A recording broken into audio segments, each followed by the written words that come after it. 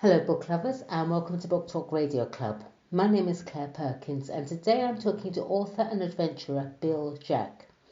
Bill and his wife Penny raised and raced sled dogs.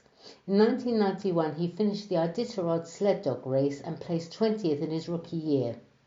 He always said that running the 1,049-mile Iditarod was the toughest thing he'd ever done. That is, until he hiked the Appalachian Trail at 70 years old, and then wrote his book Perseverance about the experience.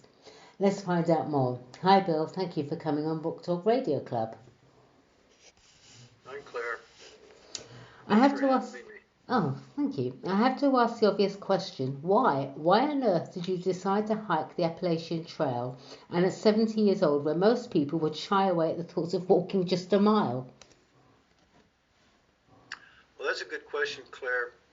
Most of the time, I loved hiking the Appalachian Trail, but there were times when I found myself asking, what on earth am I doing out here? I've always loved being outside and have always loved being challenged as well. After reading about the Appalachian Trail, I just became obsessed about doing it. It just powerfully appealed to my adventurous spirit. So tell me about the Appalachian Trail. I mean, I know in 1923 the first section of the trail was opened. What more can you tell us? Well, the Appalachian Trail is a continuous footpath that travels over 2,000 miles through the Appalachian Mountains.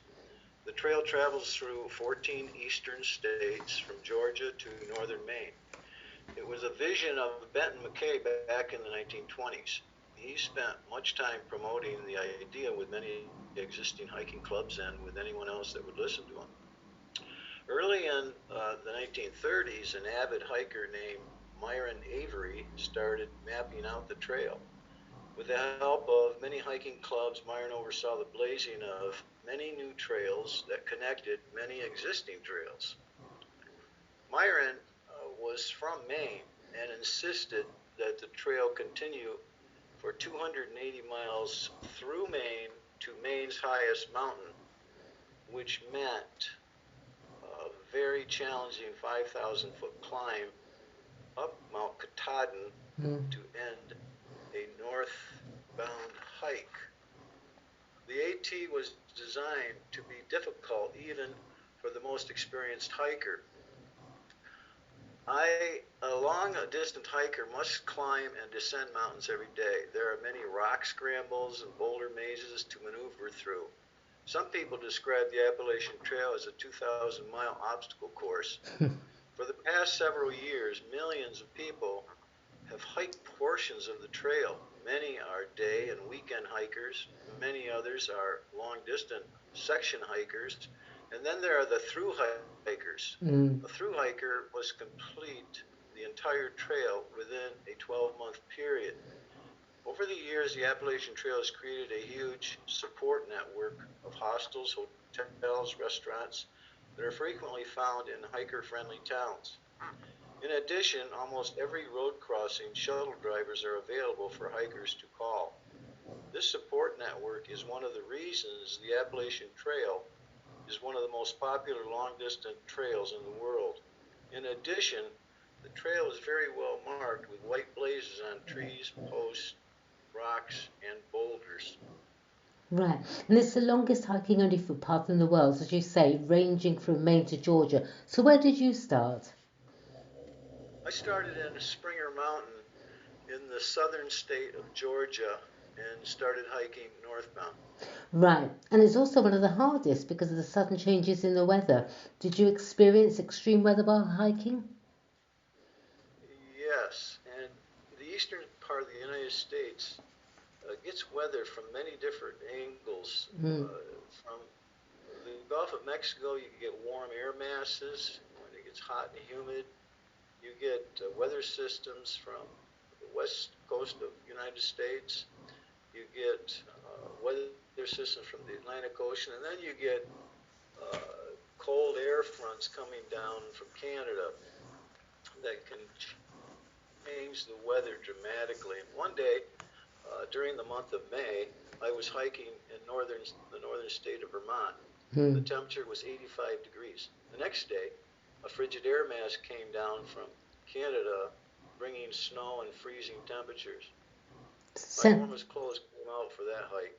sounds And there like were several England. other times. There were several other times I found myself hiking through high winds, cold rain, and dangerous thunderstorms. You certainly saw it all. So, what kind of shelter is available for hikers? Well, most of the shelters on the Appalachian Trail are three-sided structures with a rain-proof roof. On an average, the shelters are about 8 miles apart and have a capacity for between 8 to 12 hikers. They're maintained by volunteers and hiking clubs. Shelters are a real gathering place after 4 p.m. Right. Besides overnighting in a shelter, many hikers set up their tents nearby, and campfires are popular where permitted.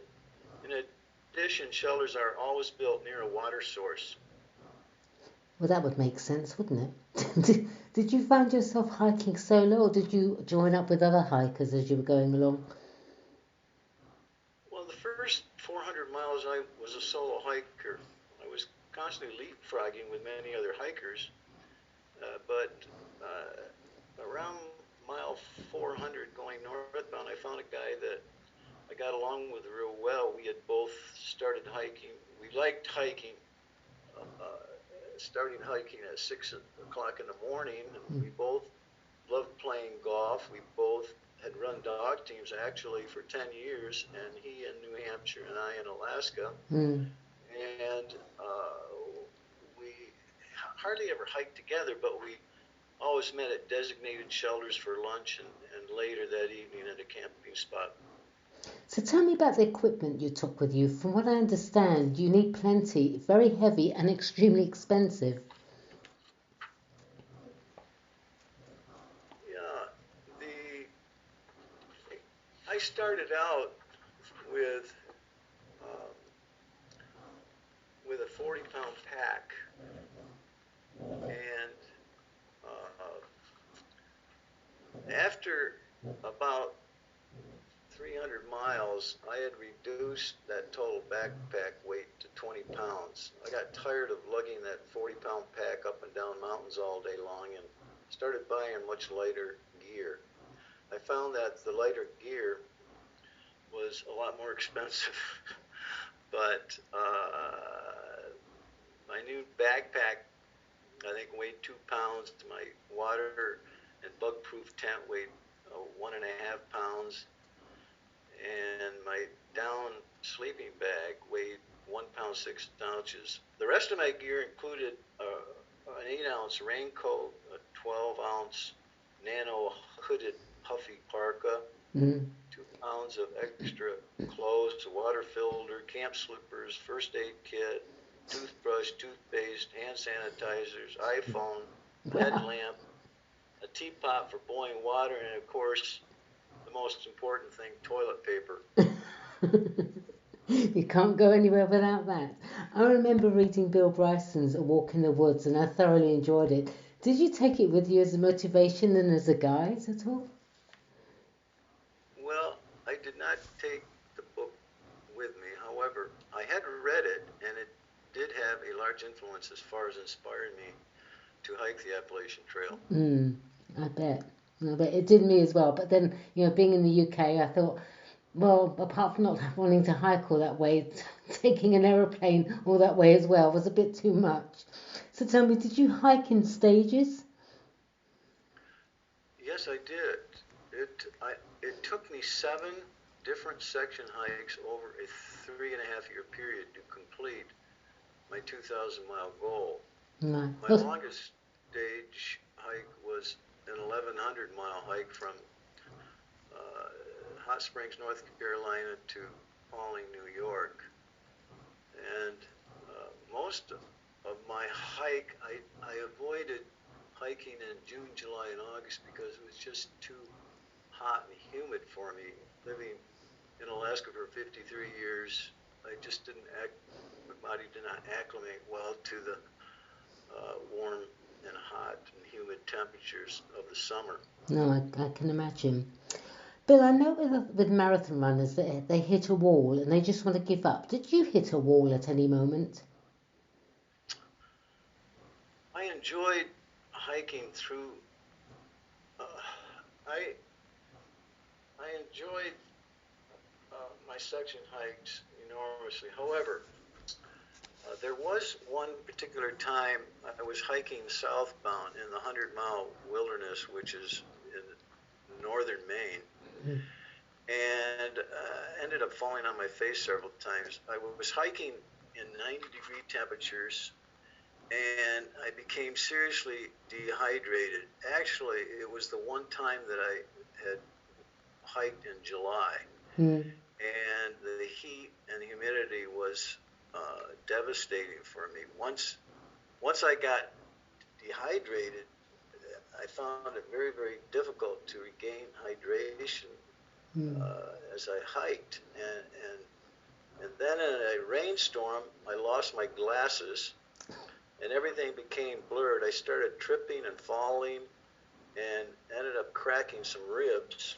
Yeah. And then I started taking ibuprofen, which is a no-no when you're dehydrated. So I started uh, bleeding internally and had to get out, and luckily found a ride out and and uh, and was I guess you might say I definitely hit the wall on that particular 65-mile hike. The Appalachian Trail is home to thousands of species of plants and animals. Is this something you're interested in? Did you see any bears? What wildlife did you mostly see? Well, I enjoyed hiking through the pine forest and the rhododendron tunnels. I loved listening to the singing birds in the morning hikes. I wasn't familiar with identifying the many flowers and plants that I saw. However, I thoroughly enjoyed the peacefulness of hiking through nature. It became almost a spiritual experience for me. Hmm. John Muir, an avid hiker from long, long ago, once said, "Into the forest I go to lose my mind and find my soul." As far as the wildlife, I only saw one black bear, a few harmless snakes, some wild turkeys, squirrels, owls, and a lot of deer. Hmm. I think I see more wildlife actually in my backyard here in Anchorage. What advice would you give to a newbie hiker thinking about doing the AT?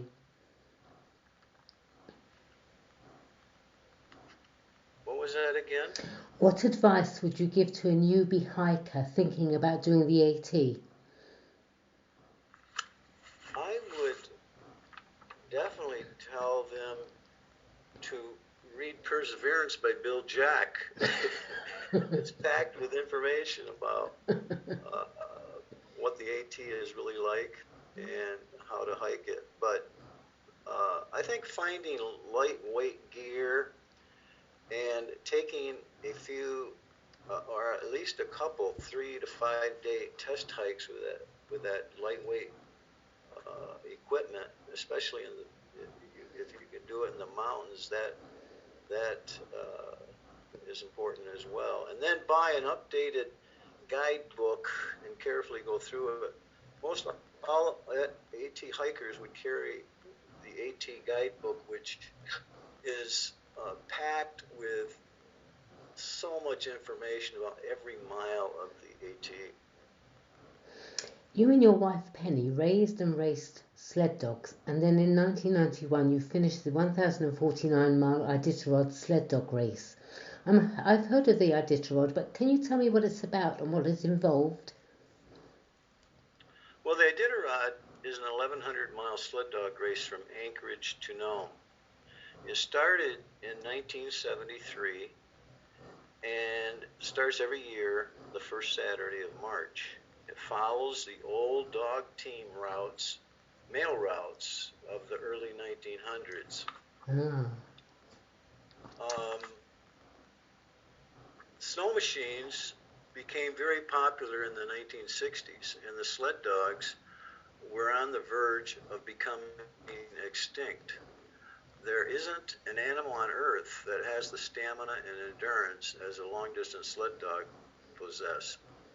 They are work dogs that just plain love to run. The Iditarod sled dog race was started with the intent of bringing the sled dogs back, which it has done in a very big way. There are sled dog races all over Alaska now, but the Iditarod is the granddaddy of them all. You check out the Iditarod, some great Iditarod videos on Iditarod.com. By the way, I do have a Iditarod book coming out at the end of the year. We'll get to that in a minute. Stop it. So how did you train for the Iditarod? I mean, what do you have to train with the dogs? Do you practice? How does it work? Well, in the summer, we hooked our dog team up to an ATV four-wheeler and took them on 5-mile fun runs.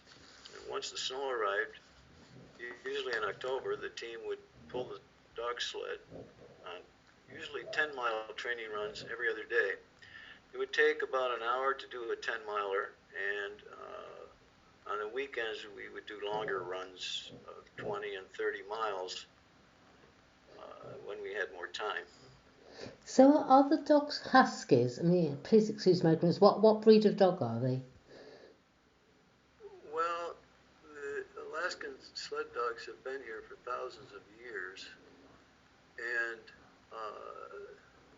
the Iditarod has actually taken the sled dogs and developed an Iditarod dog, because over the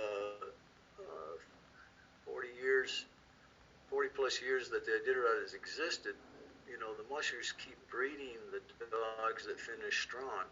So they've almost developed an Iditarod sled dog. So when did your taste for adventure start? Was it from your childhood where you grew up? Well, as a boy, you know, I just loved playing outside. I loved playing baseball and football, basketball.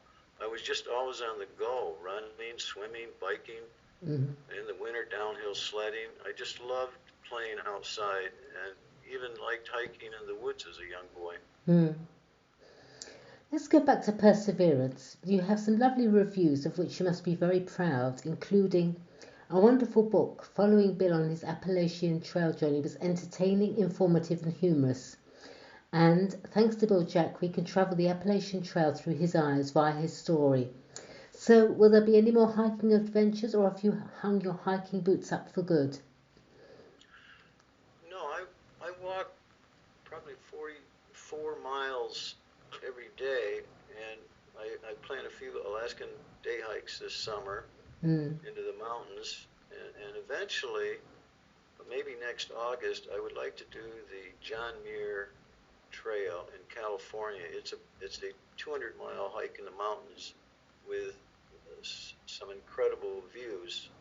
At least the John Muir Trail is on my bucket list. Lastly, where can Book Talk Radio Club listeners purchase Perseverance? Pardon? Where can Book Talk Radio Club's listeners purchase your book? Oh, my book Perseverance by Bill Jack is available on paperback and Amazon, and also available on Kindle. If anyone would like a signed copy, they can email me at billjack24@hotmail.com. Lovely. That's billjack24@hotmail.com. All right, well, thank you, Bill. That was great. Please come back on Book Talk Radio Club again. I'd love to chat with you and hear how you're getting on. In the meantime, good luck for the future, and thank you, everyone, for listening to Book Talk Radio Club. Thanks very much, Bill. Thank you, Claire. Okay, bye now.